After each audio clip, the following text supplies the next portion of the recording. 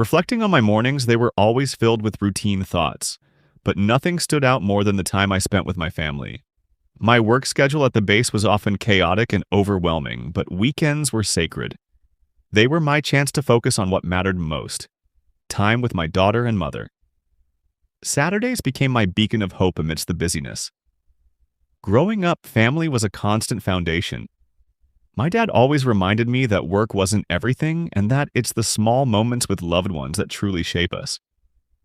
I carried that lesson into my own life.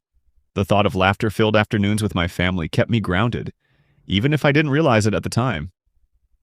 As I started my day, my mind was already on the weekend. It was Friday, and with just one more day before leave, I was excited for the time I'd spend with my 4-year-old daughter Lily and my mom. My wife Victoria was traveling for work and wouldn't be back until Sunday night, so it was just me and Lily. After dropping her off at daycare, I headed to the base, expecting to finish updating training materials by noon. But surprisingly, I was done by 10:30. When I got home to an empty house, I realized I had a few hours before picking Lily up. I grabbed a sandwich and began packing for the weekend. While juggling my sandwich and packing, I knocked over a shampoo bottle that rolled under the bed. When I reached for it, my hand brushed against a small book, Victoria's Journal. I hesitated, unsure if I should read it, but curiosity got the better of me. The journal entry was from June 12th, 2009. Victoria wrote about feeling trapped and fearing the consequences of her actions. She described how her boss accused her of mishandling money from the account she managed and then offered her a way out if she became his personal assistant. My heart raced as I read further, shaken by her raw honesty. She explained how her boss, Mr. Bennett, offered her a new position with more pay and responsibility, promising to help her out of the financial mess. He assured her she wouldn't be handling money anymore and could repay him over time. It seemed like a lifeline, so she took it, hoping it would fix everything. I leaned back, trying to process her words. Victoria had kept all of this from me. She went on to describe how Mr. Bennett planned to cover for the missing money by claiming it was found in another account, clearing her name. When she told me about her promotion, she left out the part about the financial trouble, wanting to handle it on her own. As I turned the page, things got worse. Victoria wrote about moving into her new office next to Mr. Bennett's private lounge, and how coworkers started giving her strange looks. Rumors began to spread about her role.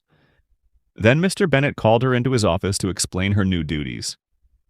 Along with typical assistant tasks, he expected her to accompany him to events and dress according to his standards. The dread inside me grew. Victoria recounted how Mr. Bennett insisted she wear shorter skirts and no pantyhose or bra, saying it was important to represent him and the company well.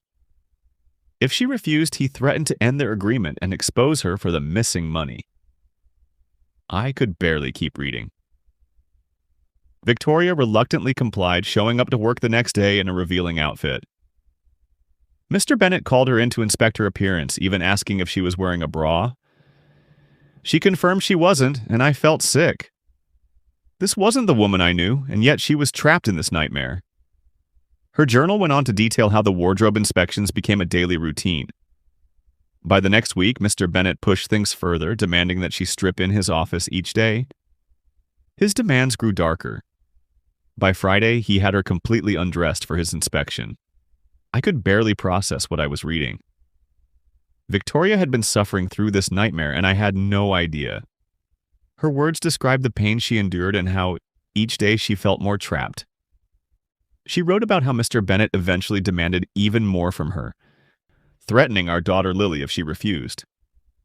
He told her she had no choice, and after much pressure, she gave in to his demands.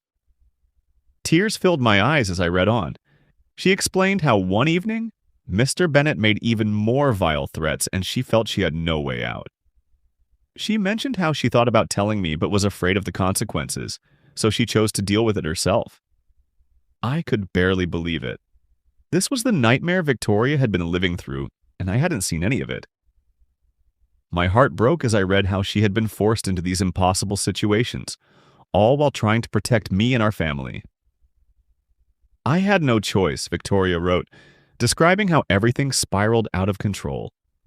She had been forced to serve other executives, becoming nothing more than an object passed around. Kevin told me I was now available to all the higher-ups and potential clients. I had become the company's personal plaything. I sat on the edge of the bed, stunned, trying to process everything. My wife, Victoria, the woman I loved and trusted, reduced to this. Her journal continued. I'm writing this to document how I became the Sterling Industries office hooker. Maybe one day this record will help me escape. I know Nathan would leave me and take Lily if he found out. I hate myself for hurting him, but I was manipulated. I didn't see it until it was too late. Now I'm in so deep there's no stopping it. All I want is to protect Nathan and Lily. God help me and forgive me. The overwhelming betrayal and loss hit me like a tidal wave. Victoria had been manipulated and trapped, trying desperately to protect us all while keeping this devastating secret. I closed the journal, suddenly noticing that my shirt was soaked with tears I hadn't even realized I was shedding. Anger and pain surged inside me. I wanted to scream, punch something, maybe even confront Bennett, or worst of all, Victoria herself. But at the same time, I felt numb, like I was the one drowning. Without thinking, I stumbled into the bathroom and vomited up the peanut butter and jelly sandwich I'd eaten earlier. After rinsing my face, I went back to the bedroom and straightened the wedding picture I had accidentally knocked over. I stared at Victoria's smiling face in the photo, remembering how she used to seem like a princess to me. I touched the glass, trying to reconcile the woman I knew with the woman in the journal. Just as I reopened the journal, the phone rang. It was Lily's daycare. I had completely lost track of time. I'll be there in 10 minutes, I said, feeling the guilt wash over me again. I quickly gathered my things, threw them into the car, and rushed over. When Lily saw me, her initial frustration melted away, and she gave me a tight hug. A tear slipped down my cheek as I held her close. I decided to take the long way to my mom's house to clear my head. By the time we arrived, Lily was asleep in the back seat, so I carried her inside and tucked her into bed. I told my mom I'd start working on her to-do list. Ever since Dad passed away, I'd been the one to help her around the house. That evening, I worked late, cutting branches in the backyard, my mind consumed by what I had read. Tears kept slipping down my face as I tried to process it all. I had only read a single journal entry from nearly a year ago. If this started back then, what more was I about to uncover? As darkness fell, Mom came outside and sat next to me. "What's wrong?" she asked quietly. I broke down in her arms, crying like I hadn't in years. Once I finally calmed down, I confessed, "I found out something about Victoria, something that makes me think we can't stay together. I'm so angry, but I still love her. I know I need to do something, but I don't know if I'm strong enough." In her usual calm way, Mom replied, "Nathan, you're a good man. You'll do the right thing, whether that's forgiving her or deciding to move on. Just remember, whatever you choose, don't let Lily get hurt. She needs her father more than ever. And know that I'm always here for you." Her words gave me something to hold on to. "Thanks, Mom. I'll make sure Lily isn't hurt." We walked back inside together, and I went to check on Lily. She was sound asleep, her little hands curled into fists. April 18th, 2009. Saturday. I barely slept that night, my mind churning. As the first light of dawn crept through the window, I sat on the edge of the bed, feeling a pit of dread in my stomach. From downstairs, I could smell Mom's fried apples. "Morning," I said, walking into the kitchen. "Morning," she replied, giving me a knowing look. "I could hear you tossing and turning all night. Just eat and figure it out." After finishing breakfast, I asked, "Could you watch Lily today? I need to go to the old spot by the river." "I won't do anything reckless. I just need time to think." She hesitated but nodded. "Of course, but be careful. Lily and I will have a good day." After lunch, I finished up the tasks I had promised to do around the house, grabbed Victoria's journal and a couple of beers, and headed to the riverbank where I used to go as a kid. It was always my escape, my quiet place to clear my mind. Sitting there now, I opened the journal again and took a long sip of beer. The entries listed the men Victoria had been with, how many times and what they had done. Occasionally, she added notes about how good it felt or how numb she had become. Her tone became more casual as the entries went on, but the content was horrifying. Then I reached an entry from November 3rd, 2008. This past week was unbelievable. On Friday, Kevin said we were giving out bonuses to the salesmen. On Monday, we visited the regional office, and after giving them their bonuses, he told the guys their extra reward was 2 hours with me. My stomach twisted. I had to force myself to keep reading. We went to the hotel, and one by one, they came in. The first man and I had sex. The second only wanted oral. By the third guy, I was exhausted. When the department manager arrived, I was completely drained. That night, I slept with Kevin too. Victoria went on describing how the rest of the week followed the same pattern. By the end of it, she had been with multiple men and had even been paid $600 for her extra services. Her words, "I enjoyed it," made my fists clench. As I continued reading, she described how, despite feeling some level of pleasure, she felt immense guilt afterward. Like she was two different people.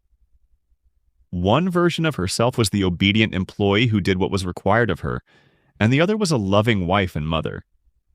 She admitted to feeling numb while at work, but full of regret and disgust once she was home. "I've become nothing more than a hooker," she wrote. It was painful to read how Victoria had split her life in two, switching between the nightmare she endured at work and the life she built with our family. All the while, she carried this unbearable burden alone. I set the journal down and stared out at the river gorge, briefly thinking that this spot would be a perfect place to end it all. But then it hit me. Why should I suffer for what Bennett and Victoria did? They were the ones who caused this mess, not me. Victoria's writing sounded less remorseful and more like she had enjoyed everything she was doing. Did she enjoy it more than being with me? I'd have to ask her when she got back. By Sunday, I decided I would confront her. If she lied or refused to tell me the truth, I'd take Lily and move in with Mom. Divorce would be too easy for what she had done to us. And on Monday, I would deal with Bennett. As I read more of Victoria's journal, it became a catalog of her exploits. She described a manager-only Christmas party, a New Year's event where over 30 people, both men and women, had used her, entertaining clients throughout the year, and even sleeping with local law enforcement in exchange for company favors. She also described a wild management retreat where she performed alongside dancers in ways no one would ever forget. It was as though she had split into two people, the loving wife and mother at home, and someone I didn't recognize at all at work. Her last entry had been written just a week ago, which meant she was probably at it again this weekend. I couldn't read anymore. I closed the journal, leaned over the gorge, and threw up. Then I lay back in the grass and cried, overwhelmed with disgust, anger, and misery. How could I have been so blind? Looking back, maybe there were signs, but I never doubted Victoria. She always told me when something was wrong. Maybe in her mind, this wasn't a problem. We never fought. She did her part at home and was an amazing mother to Lily. Sure, our physical relationship had slowed, but I chalked it up to her demanding job. Now, I wondered how many times I had been unknowingly betrayed. Victoria had always been easily manipulated by men. Her father controlled her until she went to college, and then she dated a man who used her emotionally and sexually, tossing her aside when he was done. I met her after she had been fired from a restaurant where the owner had secretly been filming her in the bathroom. She was too trusting, especially with men, and I hadn't paid enough attention to the men around her. Hindsight really does suck. April 19th, 2009, Sunday. As we left Mom's house, she walked us to the car. "Nathan, let me know what happens," she said softly. "And don't do anything reckless." "I trust you'll figure it out. I love Victoria, but if even half of what I read is true, she's not the same person," I replied. "But you're right. I'll make sure Lily doesn't get hurt." Mom nodded. "I'll be here for you, no matter what." I thanked her and got into the car. Lily and I spent the afternoon playing in the backyard. By the time she went to bed, she was exhausted. I sat alone nursing a beer, waiting for Victoria to return. At 9 p.m. the door opened, and she walked in carrying her suitcase. "Hi, honey. How was your weekend? Did Lily behave?" she asked with a smile. I looked at her, the rage simmering just beneath the surface. "Not as good as yours, I imagine. I only got screwed by one person. You probably had dozens." She froze, her expression shifting to shock. "What are you talking about? I worked all weekend and now I come home to this?" I grabbed the journal from the table and threw it across the room. It hit the china cabinet, the glass shattering. Victoria stood there, stunned, staring at the wreckage before slowly picking up the journal from the floor. Without a word, she walked outside. I watched from the window as she sat on the porch swing, clutching the journal and crying. I had left her alone and opened another beer. When she finally came back inside, she sat across from me, placing the journal on the table. Her face was red, mascara streaking down her cheeks. "Now you know," she said in a broken voice. "What are you going to do?" "I haven't decided yet," I replied coldly. "But it's going to be big." "Are you going to divorce me?" she asked, her voice trembling. "Like I said, I don't know yet." Victoria stared down at the table, her voice barely a whisper. "I'm almost relieved you found out. I never wanted this. I never wanted to hurt you or Lily. I'm so tired. Tired of the lies, the manipulation, the control.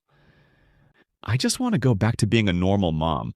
I'm sorry, Nathan, for everything. Please talk to me." I felt a mixture of anger and pity. "I read your journal," I said, my voice heavy. "I only have one question. Was this weekend more of the same?" She lowered her head. "Yes," she admitted. I clenched my jaw. "Did you do it voluntarily? Did you enjoy it?" She hesitated, staring at the table. "It was a management retreat. I had to be there." "That's not what I asked. Did you enjoy it? Did you want to do it? Because from what I read, it seems like you were really into it. Maybe more than with me." "No," she said quickly. "I didn't enjoy it more than being with you. It's just different." "I love you, Nathan. I never wanted to hurt you. I do enjoy the attention and the sex, but it's different with you. We make love. With them, it's just sex." Her voice cracked and she hesitated. "No matter what I say, I sound like a lying, cheating whore. And I am. I won't deny that I enjoyed it with others, but I hated lying to you. Is that what you wanted to hear?" I took a deep breath, unsure of what I wanted to hear. "I don't know, but at least you're not lying anymore. I don't think you could lie your way out of this." We sat in silence for what felt like an eternity. Finally, Victoria asked in a small voice, "So, is there still an us?" I shook my head slowly. "No, I don't see how. You chose this life over your family. I've been lied to for months. You abandoned Lily and me for your so-called clients. No, there's no us anymore. That ended the moment you got on your knees for Kevin Bennett." Victoria collapsed onto the couch, sobbing uncontrollably. I added, "And speaking of Kevin Bennett, I'm going with you on Monday. I'm going to beat the hell out of him while you clear out your desk. He may have blackmailed you, but you chose to stay in this nightmare. Everyone involved deserves to pay, and I'll start with him." I paused, letting my anger simmer. You know, during the Cold War, they had a term called nuclear response. Swift and devastating retaliation. If I could, I'd shove an atom bomb up Bennett's back and press the button. I want everyone responsible to pay, and I don't care about collateral damage. But for now, I'll settle for knocking the life out of him on Monday. Victoria looked at me, her face pale. "Nathan, don't do something reckless. He's powerful and will ruin you, just like he did me." I stood my ground. "Monday, one way or another, I'll end this. Now get out of my sight." "You can sleep in the guest room from now on." Victoria ran from the room, sobbing, slamming the door to the guest bedroom behind her. I grabbed a couple more beers, knowing I wouldn't sleep. If I couldn't rest, I'd at least drink until I passed out. April 20th, 2009. Monday. Victoria sat silently beside me as I drove her to work. She had cried all night. I could hear her through the thin walls every time I got up. When we arrived, her employee badge got us past security. She went to her office and I marched straight toward Bennett's, ready to tear him apart. Before I could get far, two enormous men grabbed me. One seized me by the neck, slamming me onto the floor, while the other pinned my arm. No matter how hard I struggled, I couldn't move. Bennett appeared in the doorway, smiling smugly. "I've been expecting you," he said, crouching down beside me. "The guards called the moment you entered the building. These two are my personal security. They'll do whatever I ask, including breaking your neck. Or finding your daughter." My heart raced. "As for Victoria," he sneered, "she's mine now, my personal plaything. Try anything, and you won't live to see Lily's 5th birthday." I could barely breathe through the rage and the crushing weight on top of me. I wanted to destroy him, but I was outnumbered and helpless. Bennett leaned in closer. "Let me show you how powerless you really are," he whispered. He called for Victoria, and her trembling voice came from the doorway. "Please, Kevin, don't hurt him. Please, no." "Shut up and get over here," Bennett barked. "Let's show your husband what you do for us." The guards lifted me into a chair, cuffing my hands and feet, and gagged me.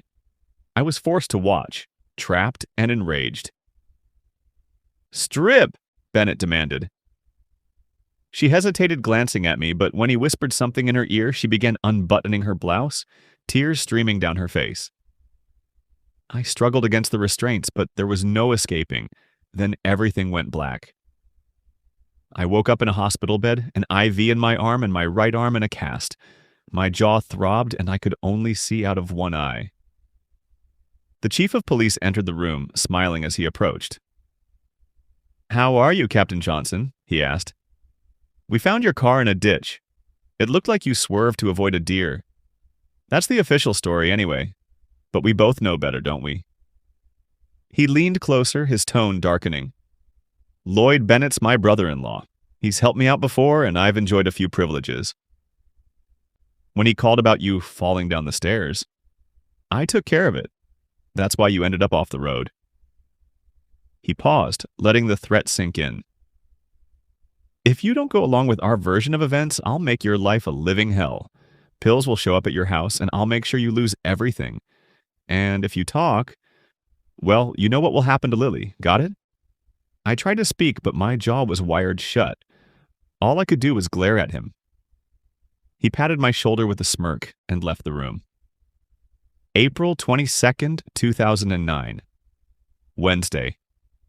Victoria drove me home, helping me inside and into bed. I had a broken arm, a wired jaw, cracked ribs, and bruises everywhere. I needed help, but I didn't want hers. I hadn't seen her since the incident in Bennett's office, and now she silently took me home. I didn't ask where she had been or what she had been doing. I didn't care anymore. Neither of us spoke. She just looked broken. Lily, sweet and oblivious, helped me whenever I needed something. I couldn't talk or eat, just lay there listening to the silence and letting my anger fester. I waited for my body to heal, knowing what I had to do when the time came. April 25th, 2009. Saturday. I had managed to make my way to the living room by myself around 6:01 p.m. when the door opened. Victoria came in, followed by the two men who had beaten me, and Bennett himself. He placed a small gift bag next to me.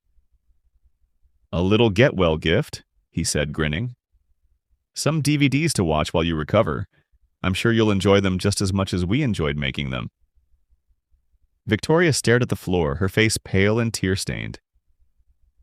"Victoria, get me something to drink and stay in the kitchen until I call you," Bennett ordered. She obeyed without a word. He sat across from me, leaning forward. "Here's how this is going to go, Nathan. Victoria will continue working for me, but now she'll be available on evenings and weekends too. She'll go where I tell her and do what I want. If you so much as think about causing trouble, you know what'll happen. Maybe even worse than what you've already experienced. So be a good little husband, stay quiet, and don't make waves." I glared at him, hatred burning through every inch of me. "Good," he said with a satisfied smile. We understand each other. He paused, then asked, Anything you want to say? With difficulty, I managed to mumble, Your goons stopped me from saying what I really think. Bennett leaned back, amused. Oh, don't worry about them, he said mockingly. Speak your mind. I quoted, I must not only punish, but punish with impunity. Bennett looked confused, frowning. What's that supposed to mean? Speak plainly, he snapped. I'm going to make you and everyone else pay for what you've done. I'll get you all, mark my words. Bennett leaned in, smirking. How are you going to do that? You can't even protect your wife. He called Victoria back into the room, taunting her. Your husband here thinks he's a hero. Isn't that cute? Then, turning to her, he said, You've got an appointment at the Crown Plaza with a client. Go get ready. Victoria went upstairs looking broken, while Bennett patted me on the head before leaving with his guards. An hour later, she came back down, dressed beautifully but with sadness etched into her face. I have to go. I don't know when I'll be back, she said quietly. Nathan, I'm sorry for everything. I never thought this would be our life. I love you and don't want to see you get hurt. I'll try to make a deal with Kevin so you can take Lily and leave. Please don't do anything drastic until I see what I can do. I don't want them to hurt you again. Before she left, she asked, What did you mean by that quote you told Kevin? It's from The Cask of Amontillado by Edgar Allan Poe, I explained. It means I will get my revenge on everyone who's wronged me, swiftly and silently. Victoria stared at me, her eyes filled with tears, knowing I meant her too. I still love you, she whispered. I hope one day we can heal and be a family again. I want to believe that. She bowed her head and left. She didn't come home that night. In fact, she didn't come home for many nights. By Tuesday, the bag of DVDs Bennett had left was still sitting next to the chair, untouched. I had no interest in watching them. I already knew what she had been doing. I'd read enough in her journal. Victoria told me it was all against her will, but she'd also admitted to enjoying some of it. She lied, cheated, and hurt me, but I no longer cared about the details. All I wanted now was revenge on everyone involved, including her. Going back to the way things were was impossible. I calmly hid the DVDs in the back of the closet, out of sight, but kept them for later. May 30th, 2009, Sunday. My injuries were healing, the bandages were off, and I could eat with only mild discomfort. Victoria came home early in the morning, around 6 a.m., fully clothed but completely exhausted. She collapsed into bed without saying a word, something she'd been doing a lot lately. She was barely around these days, and I'd been keeping track of her comings and goings, still planning my revenge. I had a plan, one that would take down everyone responsible for my suffering, Victoria included. I knew deep down that she was a victim too, but I didn't care anymore. She continued living this life willingly, choosing her work over her family. There was no chance of forgiveness. I didn't want her near me anymore. That evening, I was sitting by Lily's swing set when Victoria came outside. Hey, she said softly. Hey, I replied, barely looking at her. She sat at the picnic table nearby. I've been really busy. I'm sorry for everything. I miss you and Lily. I know you probably don't care about me anymore, but I still care about you. I haven't been able to get you out of this situation because Kevin wants us to keep pretending like we're a happy couple. How are you holding up? I didn't want to talk or be near her. I'll survive, I muttered, keeping my distance. Victoria hesitated, then asked, Have you been keeping up with the journal? I've read it. It's important, but I can't tell you why yet. Yeah, I've kept it up best I could, I replied coldly. Is it still under the nightstand? She asked, her voice quieter now. Yes. She nodded, then asked, Would you like something to eat? Tears filled her eyes as she said, That's the first normal thing you've said to me since this all started. I sighed. Yes, I'd like something to eat. For the first time in over a month, we sat down together as a family. Victoria, Lily, and I, and shared dinner. But I knew this wasn't real. We were just 3 people in the same house, pretending for a moment. And I knew it wouldn't last. May 31st, 2009. Monday, I lay in bed, reviewing my plan. It was perfect. Once it was set in motion, I would be free of Victoria, free of Bennett, and I wouldn't have to worry about them anymore. Victoria would face the consequences of her actions, and I could take Lily and start fresh.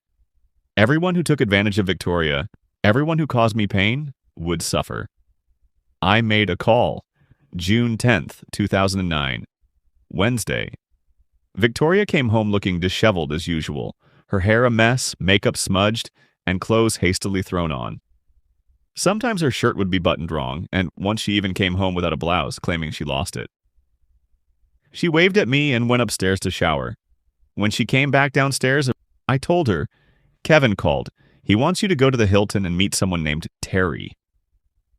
Victoria paused, then said, "Next time, tell him I'm not his messenger. I'm done with this." I handed her the note and returned to my chair. She left without another word.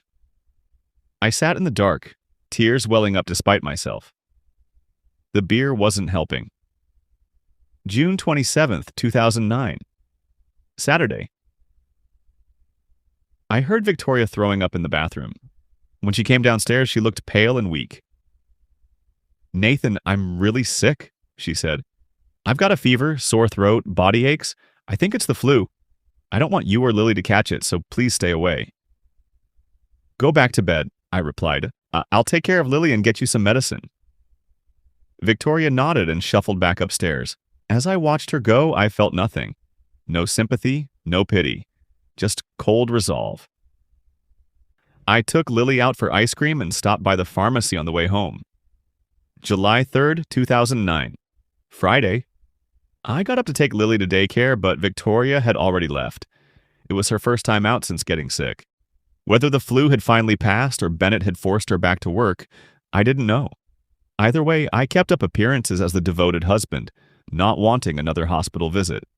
December 25th, 2009. Friday, summer and fall came and went, with Victoria working harder than ever. She was often gone for days at a time, looking thinner and more worn out each time I saw her. We barely spoke. When she did spend time with Lily, she would smile briefly, but it never lasted long. Christmas was quiet.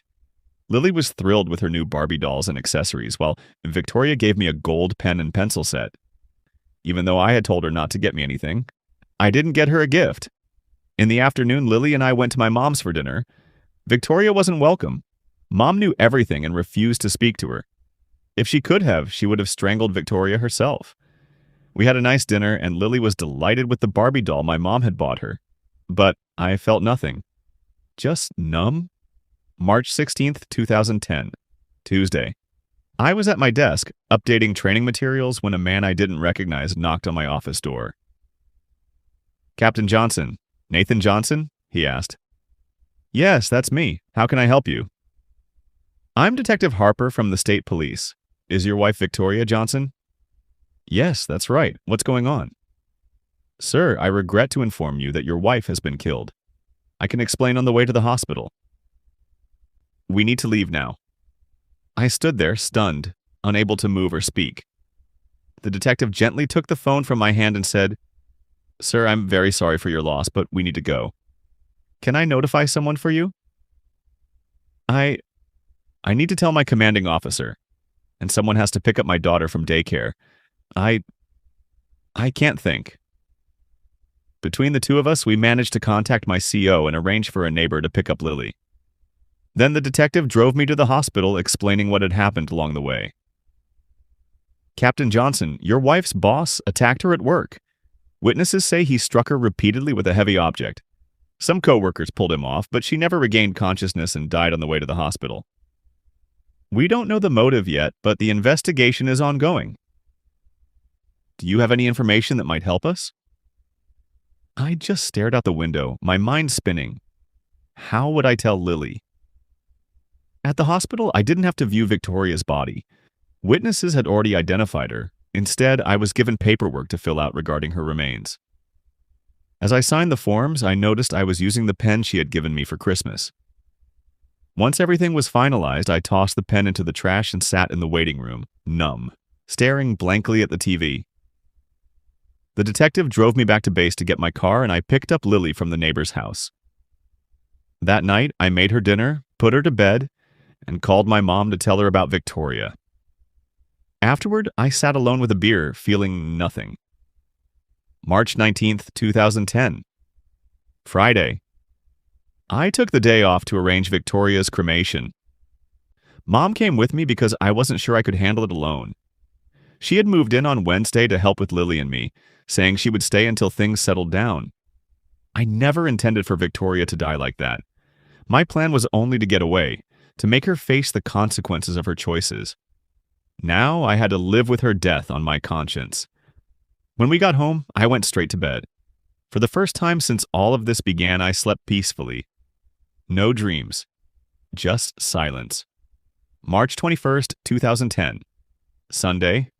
I was packing up Victoria's belongings from the guest room when I found her journal again. Skimming through it, I hoped to find something that might give me more insight into her life with Bennett, or how she really felt about everything. But it was just more of the same. More entries about her affairs, more lies. I pulled out Detective Harper's card and called him. "Detective Harper," he answered. "This is Nathan Johnson. I found something important. Victoria's journal. You need to see it." "Actually, I was about to call you," he said. "There's been a major development in the case. Can I stop by this afternoon around 2? "That's fine," I replied. At 2:15, Detective Harper arrived. I introduced him to my mom, who had moved in to help with Lily, and we sat in the living room with coffee and cookies. "Captain Johnson," the detective began, "there's been a significant development. Kevin Bennett was granted bail at $2 million on Friday. However, that night, his wife shot and killed him." I was stunned, but stayed silent as he continued. "The reason she killed him is directly tied to the next thing you need to know. Your wife tested positive for HIV. I froze, the room spinning. "I didn't know," I whispered. "The state health department will want to test you and your daughter. I also need to ask, when was the last time you had relations with your wife?" "It's been over a year," I admitted. "We separated in April, but we stayed in the same house for Lily's sake. We weren't together anymore." "Understood, but you'll still need to be tested," Harper said. "Now, can you tell me why you separated?" "It's all in here," I said, handing him Victoria's journal. I also found these DVDs showing everything she admitted to, seeing other people. When I confronted her, but I didn't know the full extent of it until now. The journal lays it all out, her affairs with Bennett and many others. "I don't want it in the house," I said, referring to Victoria's journal. Detective Harper glanced at the journal, his eyes widening as he realized the significance of its contents. "This will be helpful," he said. "The health department will need a copy to track down everyone she was involved with. We could have a larger health crisis on our hands than we originally thought." He added, "The case against Bennett is closed now that he's dead, but his wife claims she contracted HIV from him. Based on what I've read in the journal, it's likely that he got it from your wife.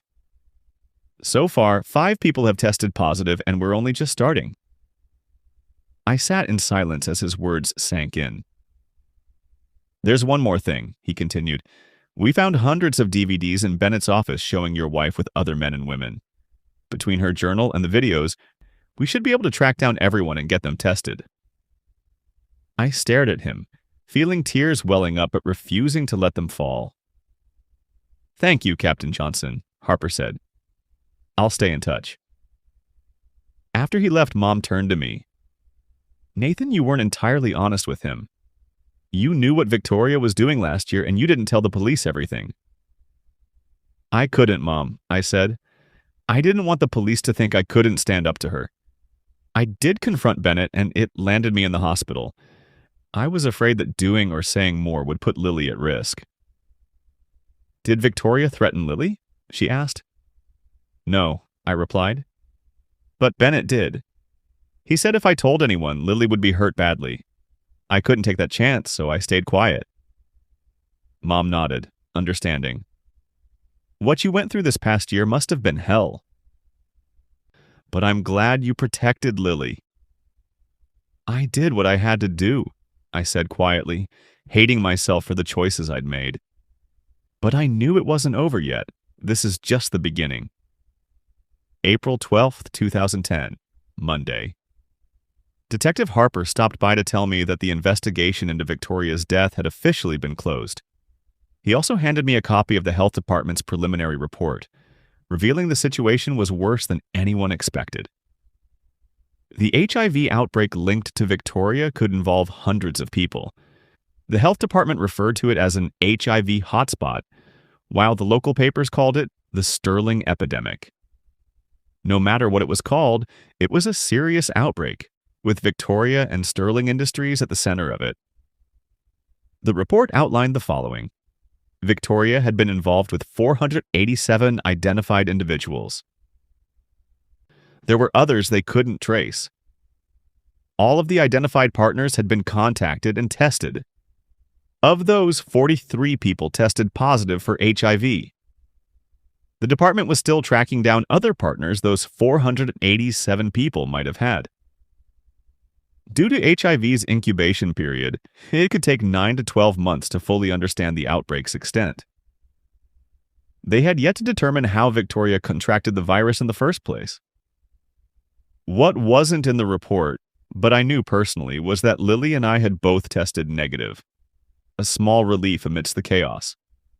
All but one manager at Sterling tested positive, and as a result, the corporate office shut down the local branch and laid off the staff.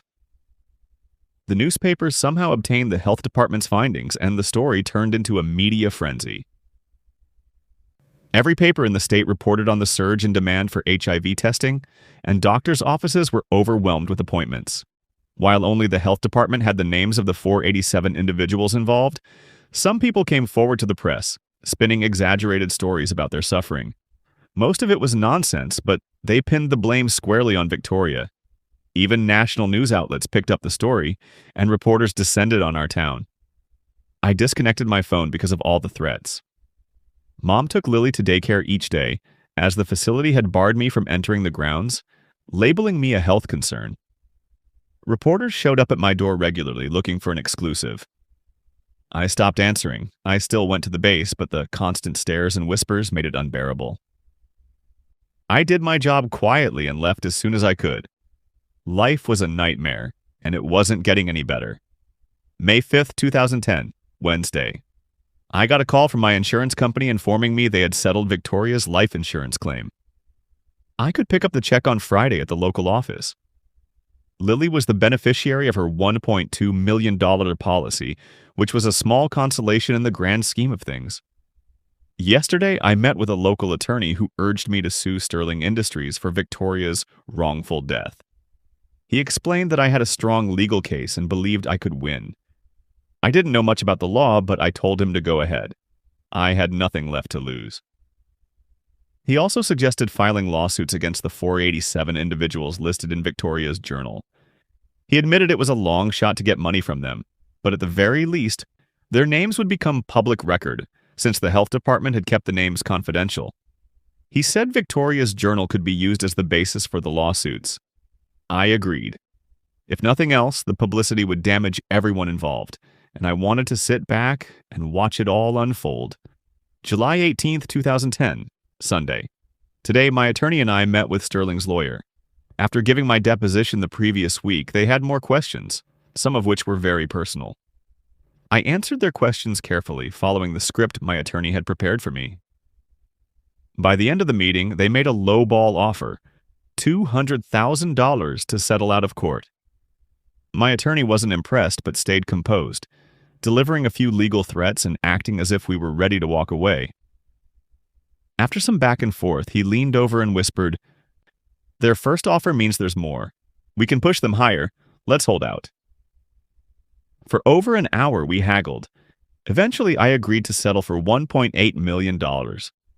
Naturally, my attorney took a big cut, but that was expected. As we walked out, he grinned. "This will make the other 487 lawsuits easier to settle. We should clean up nicely." When he said we, it was obvious who would benefit the most. December 25th, 2010. Saturday, Lily and I spent Christmas at Mom's, far away from the chaos of everything else. The holidays were quiet for me and Mom, but Lily was happy. She'd grown out of Barbies and was into video games now, eager to show off her new console. As the day went on, I floated the idea of moving once the lawsuits were wrapped up. I was thinking of starting fresh somewhere distant where no one knew our story. Mom liked the idea and mentioned she might even join us. I told her I'd start looking for places as soon as I could. December 31st, 2010. Friday. Today was a turning point. Two big things happened that marked a shift in my life. First, we finally settled the last of the 487 lawsuits. Here's how it broke down. I agreed to settle 289 lawsuits for relatively small amounts. I dropped 117 of them for personal reasons. 13 were dismissed by the courts entirely. 6 were thrown out due to technical loopholes. 54 were dismissed due to the defendant's financial hardship or health-related issues. 8 cases went to trial, and I won them all, securing significant awards. Altogether, I ended up with about $1.6 million from the settlements, though my lawyer took a hefty chunk of that. The second event, I sold my house. I let it go quietly, selling it as is to a real estate agent for a fraction of its worth.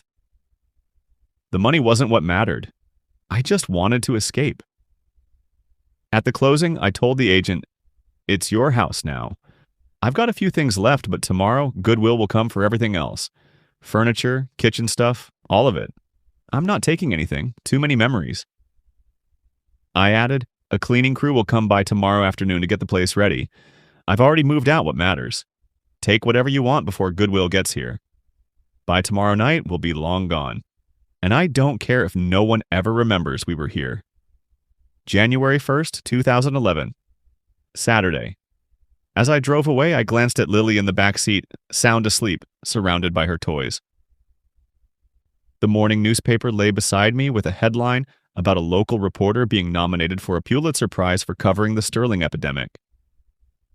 At least someone's getting something out of all this, I muttered to myself. A few days earlier, the same paper had reported the latest updates. The number of confirmed HIV cases had risen from 43 to 64. Another 126 people tested positive, likely because they had been involved with those connected to Victoria. One of the managers at Sterling who had slept with Victoria infected his wife and 2 of his mistresses. Nearly 230 divorce cases had been filed as a direct result of the revelations from the lawsuits. Over 180 domestic violence calls had been linked to the fallout. 85 restraining orders were issued by spouses of the 487 individuals involved. The state health department predicted healthcare costs for the infected would surpass $60 million. All 14 executive managers, along with 7 department heads and 27 employees, were fired from Sterling, including the entire security team. The police chief and 2 officers tested positive and were also let go. So far, no one had developed full-blown AIDS. Investigators still hadn't determined when or how Victoria contracted the virus. 3 people had been murdered, and 2 others had taken their own lives. There was still 1,000 miles to go before we reached our new home. I couldn't help but think of the old saying, "When one door closes, another opens." August 20th, 2011. Saturday. For years I'd convinced myself that Victoria had destroyed my ability to feel anything. But lately, I caught myself smiling. Mostly at things Lily would say or do. She was the only reason I'd made it this far. I loved her more than anything. As long as she was with me, I felt like I could make it through. But not today. I stood outside a funeral home, hands jammed in my pockets, staring at the white door. Inside were the ashes of my oldest friend. We'd been born on the same day, gone through life together, shared everything. We were like brothers, learning about life and love, even losing our virginity on the same camping trip. He with Jennifer Hayes and me with Donna Barnett. But as we grew older, life pulled us in different directions. We stayed in touch, but never as close as we had been in those early days. And now he was gone, and I was too scared to walk through that door. The thought of facing everyone inside made me sick. I didn't want to fall apart in front of all those people, so I just stood there, paralyzed. As I wrestled with my nerves, the door creaked open, and I looked up to see Mrs. Delgado, his mother, standing there with a gentle smile on her face.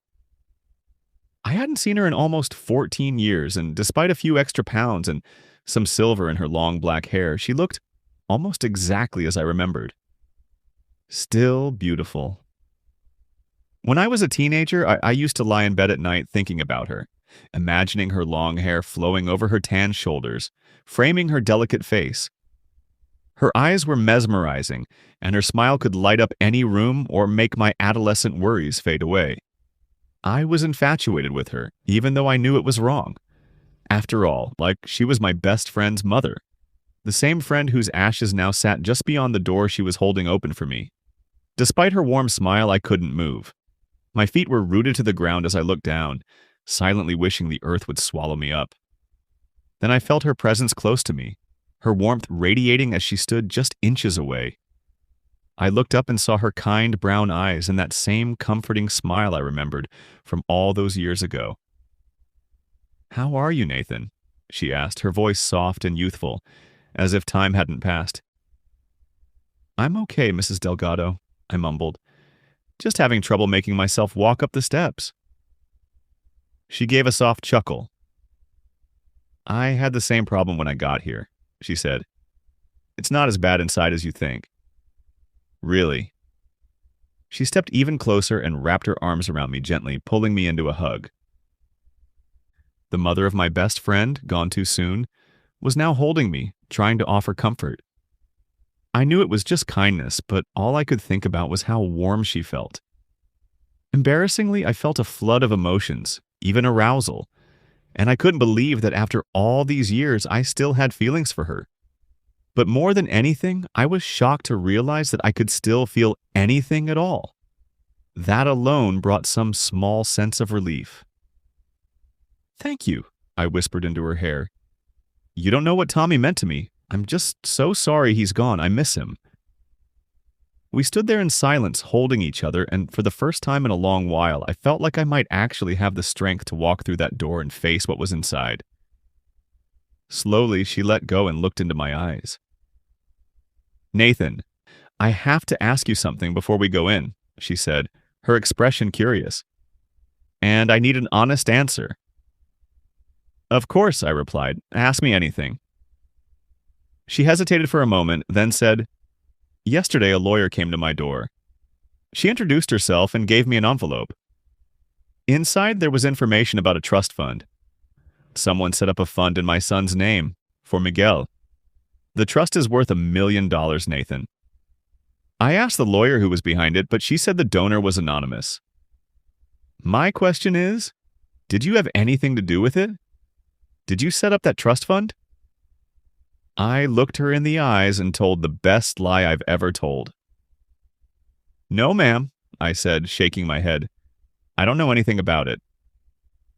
She studied my face for a moment, and I could tell she knew I wasn't telling the truth. But after a second, her expression softened, and she gave me that same beautiful smile she always had. "Thank you," she whispered. I didn't let on that I knew she could see through me. I just smiled back. "You probably don't know," she continued, "but I'm Miguel's legal guardian now. Tommy was sick for 3 years, and before he passed, we arranged for me to adopt him. So now, my grandson is legally my son. I'll use the trust fund to make sure he gets the best education. He wants to be a doctor, you know. He says he wants to find a cure for the disease that took his dad." I smiled. "That's amazing, Anna," I corrected myself, remembering her earlier request to call her by her first name. She smiled wider. "That's better," she said gently, stroking my cheek. "Are you ready to go inside now?" I took a deep breath and nodded. "Yes, I think I am." "Will you walk with me?" She turned toward the door, linked her arm through mine, and guided me up the steps that had seemed impossible just moments before. Once inside, a man approached her, letting her know they were ready to begin the service. She turned to me, kissed my cheek, and said, "Please stay afterward. I'd like to talk more, and I want you to meet Miguel. He's a good kid, and I think you'll really like him." With that, she disappeared into the crowd, pointing me toward the guest book. I signed it and found a seat near the back of the room, close to the exit. The woman next to me offered me a box of tissues, which I gratefully accepted. I took a handful, knowing I'd need them. A few minutes later, everyone sat down, and a young man stepped up to the podium. "Ladies and gentlemen," he began, "thank you for being here today. We're here to honor the life of Thomas Tommy Delgado. We all know how he passed, how he struggled against that cruel disease. But today isn't about that. Today, we celebrate how he lived." The speaker paused for a moment, his voice steady but emotional. Tommy was one of the kindest, most genuine souls I've ever met. He had a way of making everyone around him feel welcome, no matter the circumstances. He never put on airs, and in fact, none of us even called him by his given name. He was always just Tommy. That's when it hit me. I grabbed the tissues and pressed them to my face, trying to hold back the sobs, but I couldn't. I cried for Tommy, for everything that had happened, and for the long, painful road I'd traveled to get here.